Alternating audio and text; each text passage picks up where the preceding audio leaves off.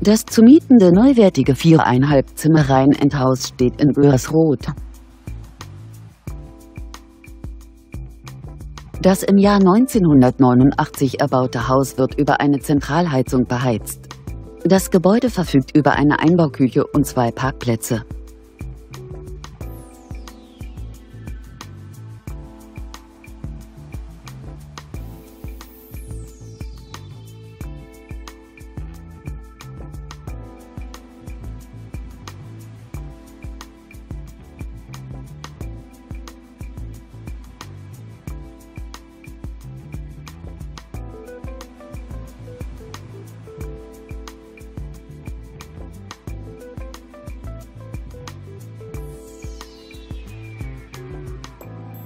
Auf einer Grundstücksfläche von ca. 230 Quadratmetern weist das Objekt eine Wohnfläche von 105 Quadratmetern auf.